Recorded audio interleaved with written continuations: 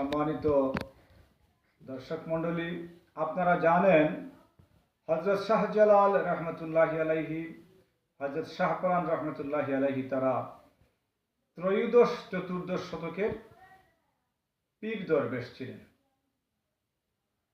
আমরা যদি ত্রয়োদশ চতুর্দশ শতকের পীর দরবেশ এবং এর পূর্বে আউলিয়া কেরাম সম্পর্কে আলোচনা করি, তাহলে দেখব কোনো অলি আল্লাহর নামের সাথেই এই শাহ উপাধিটা সংযুক্ত ছিল না।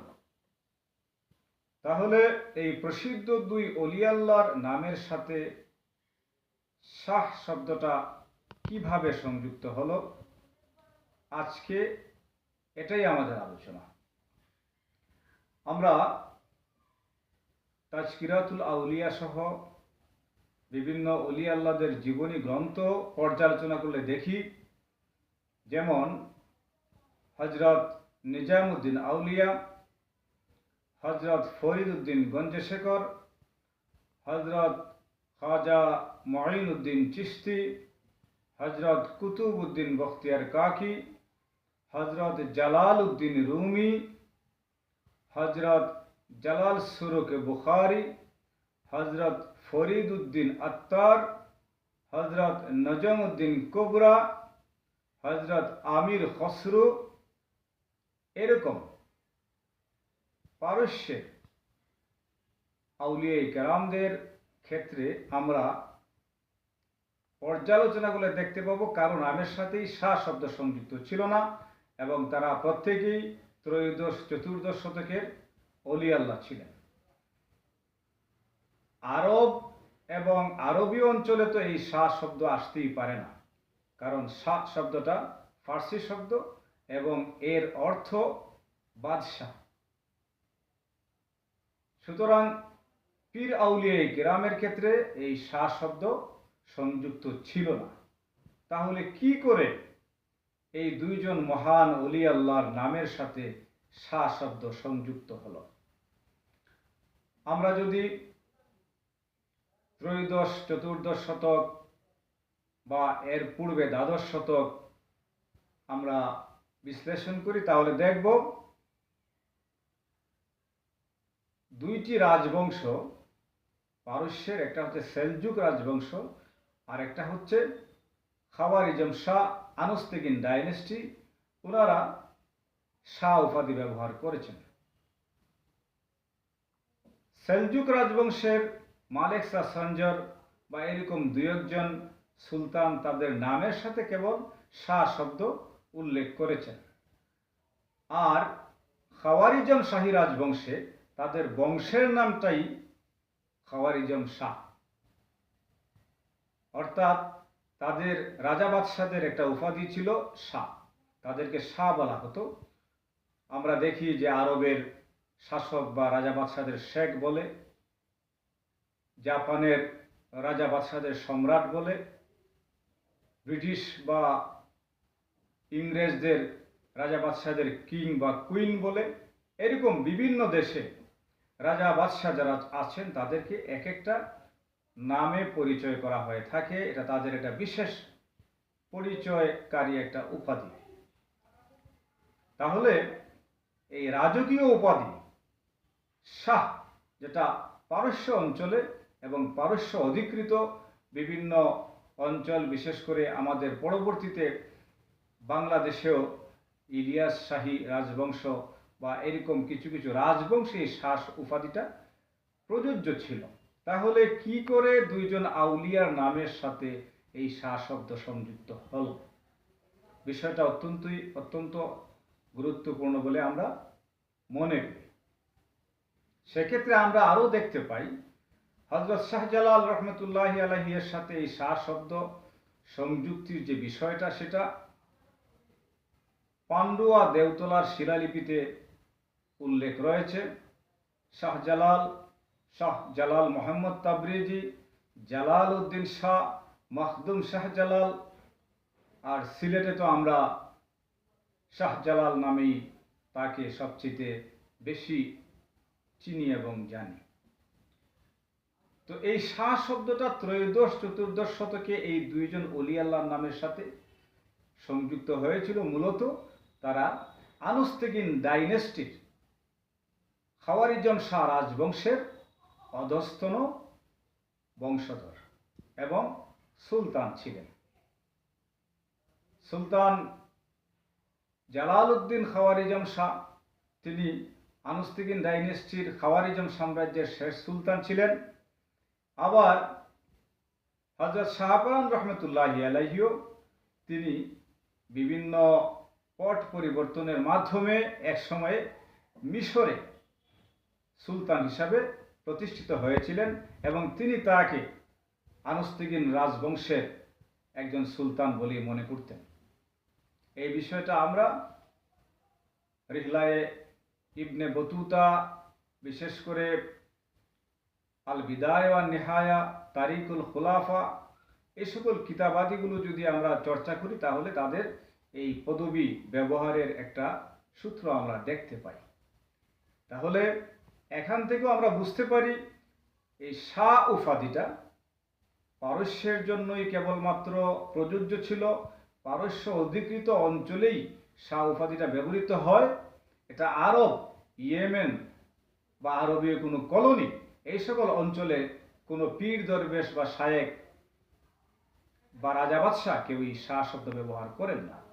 এই শাহ শব্দ ব্যবহারের সূত্রে আমরা নিশ্চিত হতে পারি যে হযরত শাহজালাল এবং শাহপরান রহমতুল্লাহি আলাইহি প্রথম ব্যক্তি যারা দরবেশ হিসাবে, পীর হিসাবে তাদের নামের সাথে এই শাহ শব্দটা ব্যবহার করেছেন।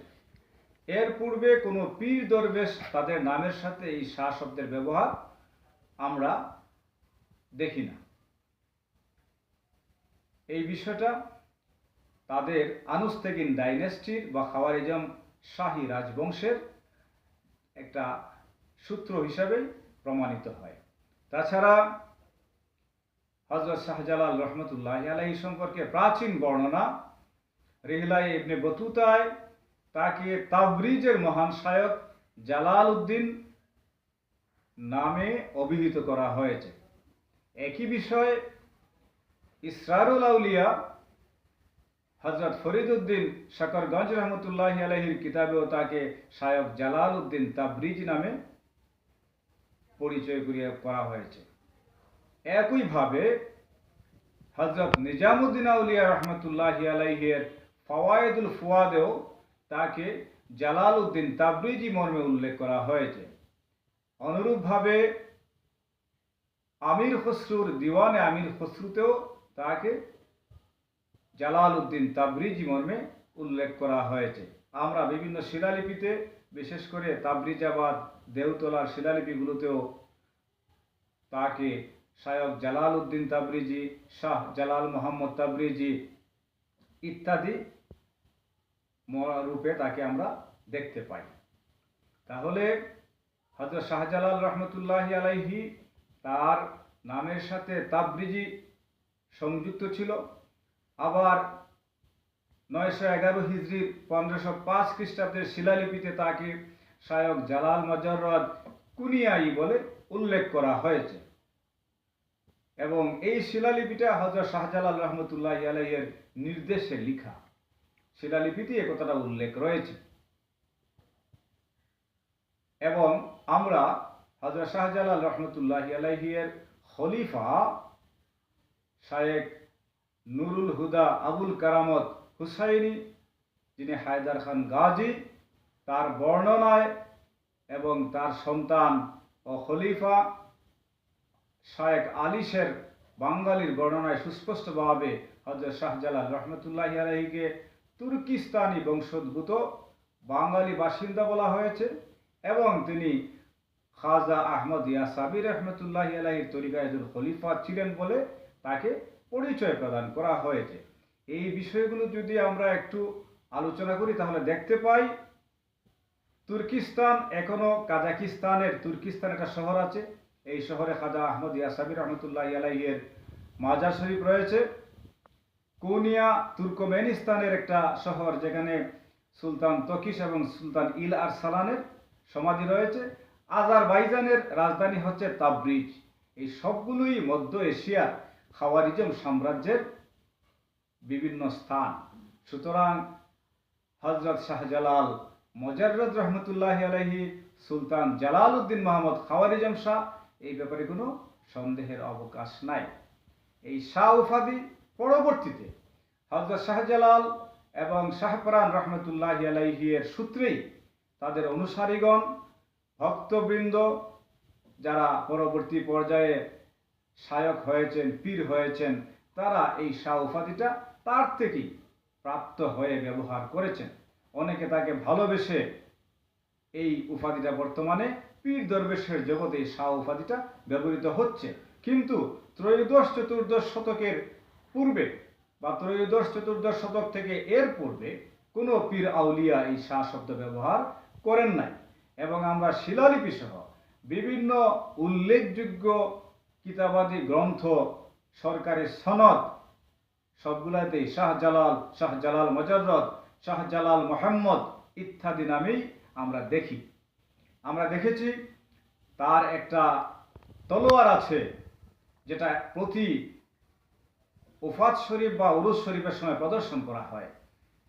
সেটাও আরেকটা প্রমাণ যে তিনি একজন শাসক বা প্রশাসক ছিলেন। তৎকালীন সময়ে শাসক বা প্রশাসক যারা, তারা তলোয়ার ব্যবহার করতেন। এখনো সরকারে দু আলম রাসূলুল্লাহ সাল্লাল্লাহু আলাইহি সাল্লামের তলোয়ার মজুদ আছে। হযরতে আলী কাররামাল্লাহু ওয়াজহাহুর তলোয়ার মজুদ আছে। যারা বিখ্যাত যোদ্ধা ছিলেন, শাসক ছিলেন, তাদের তলোয়ার সংরক্ষণ করা হয়েছে। হযরত শাহজালাল রহমতুল্লাহি আলাইহির তলোয়ারও সংরক্ষিত আছে, যেটা প্রতি বছর প্রদর্শন করা হয় এবং 700 বছর যাবৎ তার তলোয়ার সংরক্ষণ করা হয়েছে। সচরাচর আউলিয়া কেরামের ক্ষেত্রে এরকম তলোয়ার সংরক্ষণ আমরা আর দেখি না। তো সেক্ষেত্রে উনি আসলে একজন শাসক ছিলেন, একজন প্রশাসক ছিলেন, একজন বাদশাহ ছিলেন। এই বিষয়গুলো আমরা আমাদের গবেষণা গ্রন্থে আলোচনা করেছি। তিনি মূলত খাওয়ারিজম শাহ, আর এই খাওয়ারিজম শাহ উপাধিটা বারবার তার নামে ব্যবহৃত হয়েছে। বিশেষ করে দেওতলা এবং তাবরিজাবাদের শিলালিপিগুলোতে জালাল উদ্দিন শাহ, শাহজালাল মোহাম্মদ, মখদুম শাহজালাল, শাহজালাল তাবরিজি, এই বিষয়গুলো বারবারই উল্লেখ করা হয়েছে। এবং আমাদের সিলেটে বিশেষ করে নবাবী আমলের যে কিছু সনদ রয়েছে, বিশেষ করে দরগা শরীফের উরুস শরীফ এবং শবে বরাত বা বিভিন্ন অনুষ্ঠানে সরকারি অনুদান দেয়া হতো, সেই সনদগুলোতে হযরত শাহজালাল মুজাররদ বারবার উল্লেখ করা হয়েছে। এই শাহ উপাধিওয়ালা ত্রয়োদশ শতকের, চতুর্দশ শতকের পীর বা দরবেশ, তিনি মূলত সুলতান জালাল উদ্দিন মোহাম্মদ খাওয়ারিজম শাহ, এবং হযরতে শাহপরান তিনি হচ্ছেন সুলতান আবুল মুজাফফর সাইফুদ্দিন কুতুজ মাহমুদ বিন মমদুদ। তিনিও আনুস্তেগিন ডাইনেস্টির একজন সুলতান, খাওয়ারিজম শাহের অধস্তন বংশধর। সুতরাং আমরা হযরত শাহজালাল রহমতুল্লাহি আলাইহি সংক্রান্ত প্রাচীন তথ্য উপাত্ত সুস্পষ্টভাবে এই কথাটা প্রমাণ করে। আর সে কারণেই ইমামে আহলে সুন্নাহ সৈয়দ আজিজুল হক শেরে বাংলা রহমতুল্লাহি আলাইহি বলেছেন, হযরত শাহজালাল রহমতুল্লাহি আলাইহি সাহেবে তরিকত, সাহেবে সিয়াসত, তাজুল আউলিয়া হযরত শাহজালাল সিলহাটি আলাইহি রাব্বি বারি, তো আলাইহি রাহমাতুর রাব্বিল বারি। সুতরাং হযরত শাহজালাল রহমতুল্লাহ আলাইহি সম্পর্কে তার আরেকটা বাক্য হচ্ছে, দর সিয়াসত বে মিসালো বে নজিরাস বে গুমা কম নজর আয়াত দেলাওয়ার মিসলেও আবদার জাহা। আপনার রাজ্য শাসন, দেশ পরিচালনা বেমিসাল, বেনজির, অনন্য, অসাধারণ। আপনার মতো বীর পুরুষ দুনিয়ায় আর দেখা যায় না। হযরত শাহজালাল রহমতুল্লাহি আলাইহির যুদ্ধ, মঙ্গলদের বিরুদ্ধে কয়েকবার তার বিজয়, চেঙ্গিস খানের উপর আক্রমণ এবং চেঙ্গিস খান তার ভয়ে যুদ্ধক্ষেত্র থেকে পলায়ন করেছিল, ইত্যাদি বিষয়গুলো সুস্পষ্টভাবেই তার বাহাদুরির এক উজ্জ্বল প্রমাণ। হযরত শাহজালাল রহমতুল্লাহি আলাইহি, সুলতান জালালউদ্দিন মোহাম্মদ খাওয়ারিজম শাহ এবং ইবনে বতুতা রহমতুল্লাহি আলাইহির রিহলার পরিচয়গুলো, সূত্রগুলো এভাবেই তাকে তার হায়াত 150 বছরের যে বর্ণাঢ্য জীবনী, এই জীবনীকেই প্রমাণ করে। তবে তিনি মঙ্গলদের কাছে মোস্ট ওয়ান্টেড ছিলেন, যার কারণে তিনি দরবেশ অবস্থায় তার এই রাজকীয় পরিচয়টা অনেকাংশেই গোপন করে রেখেছিলেন। আজকের মতো আমরা এখানেই বিদায় নিলাম। সাদাকাল্লাহুল আযীম ওয়া সাদাকা রাসূলুন নাবিল হাবিবিল কারীম ওয়া নাহনু আলা যালিকা মিনাশ শাহিদিন ওয়াশ শাকিরিন ওয়ালহামদুলিল্লাহি রাব্বিল আলামিন।